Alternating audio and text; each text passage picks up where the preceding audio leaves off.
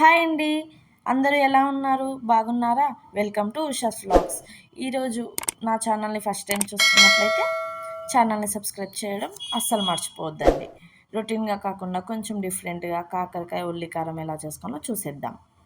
అందుకోసం ఇలా కాకరకాయని మొత్తం లేయర్ అంతా తీసేసి ఇలా నేను చూపించిన విధంగా కట్ చేసుకొని కొంచెం పసుపు, కొంచెం తగినంత ఉప్పు పెట్టేసి ఓవర్ నైట్ పెట్టుకోండి. ఓవర్ నైట్ పెట్టుకోవడం ఇష్టం లేకుంటే 4 అవర్స్ పెట్టుకోండి.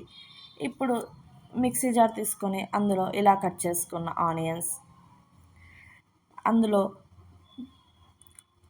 10 లేదా 11 వెల్లుల్లి, వెల్లుల్లి తొక్కు తీసుకున్నా పర్లేదు, తీయకున్నా పర్లేదండి. ఇప్పుడు 2 టేబుల్ స్పూన్ కారం, ఇందులోనే కొంచెం అంటే చిటికెడు హాఫ్ టీ స్పూన్ జీరా, టేస్ట్కి తగినంత సాల్ట్ వేసుకొని గ్రైండ్ చేసి పక్కన పెట్టుకోండి. ఇలా పేస్ట్లా మంచిగా గ్రైండ్ అవ్వాలి. అప్పుడే టేస్ట్ అనేది చాలా బాగుంటుంది. ఇప్పుడు ప్యాన్ పెట్టుకొని ఆయిల్ వేసుకోండి.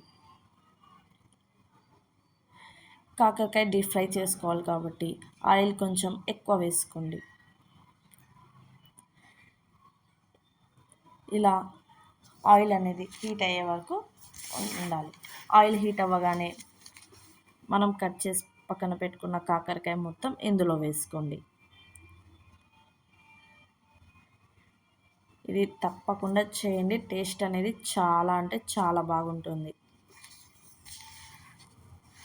అండ్ ఈ కాకరకాయ ఎవరికైనా డైజెషన్ ప్రాబ్లం ఉన్న వాళ్ళు తప్పకుండా తినండి. ఈ కాకరకాయ వల్ల చాలా బెనిఫిట్స్ ఉన్నాయండి. ఫీవర్ వచ్చినప్పుడు కూడా తప్పకుండా కాకరకాయ పెడతారు మా ఇంట్లో వాళ్ళు. ఎందుకు అనుకున్నాను, లేదండి, ఈ కాకరకాయ తినడం వల్ల టైఫాయిడ్, మలేరియా వచ్చినప్పుడు కూడా త్వరగా తగ్గిపోతుందంట. అండ్ ఈ కాకరకాయలో విటమిన్ ఏ, సి కూడా ఉన్నాయి. కాబట్టి తప్పకుండా కాకరకాయ అనేది చేసుకుంటూ ఉండండి. వీక్లీ ట్వైస్ కంపల్సరీ కాకరకాయ తినడం వల్ల మన హెల్త్ అనేది చాలా బాగుంటుంది. అండ్ మనం ఇలా మంచిగా డీప్ ఫ్రై చేసుకోవాలి. ఇలా ఫ్రై చేసుకున్న కాకరకాయని పక్కన పెట్టేసుకోండి. ఈ రెసిపీ ఎక్కువసేపు కూడా పట్టదండి, చాలా త్వరగా అయిపోతుంది. మీరు తప్పకుండా ట్రై చేయండి. ఇలా స్టవ్ మీద ప్యాన్ పెట్టుకొని 2 టేబుల్ స్పూన్ ఆయిల్ వేసుకోండి.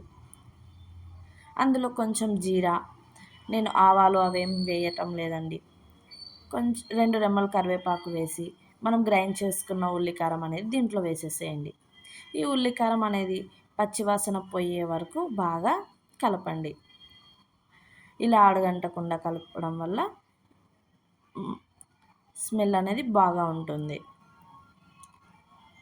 ఇప్పుడు ఇందులో మనం డీప్ ఫ్రై చేసుకున్న కాకరకాయ పీసెస్ వేసి బాగా కలపండి. ఈ కాకరకాయ ముక్కలు అనేది కారంని అబ్జర్వ్ చేసుకునే వరకు కలిపి తీసేయండి. అంతే అండి. చపాతీ, రోటీ, రైస్ ఏ దాంట్లోకైనా చాలా అంటే చాలా బాగుంటుంది. ఈ రెసిపీ మీకు నచ్చినట్లయితే మీ ఫ్రెండ్స్కి షేర్ చేయండి అండ్ లైక్ చేయండి. సబ్స్క్రైబ్ చేయడం మర్చిపోద్దండి. Thank you for watching. Bye bye friends.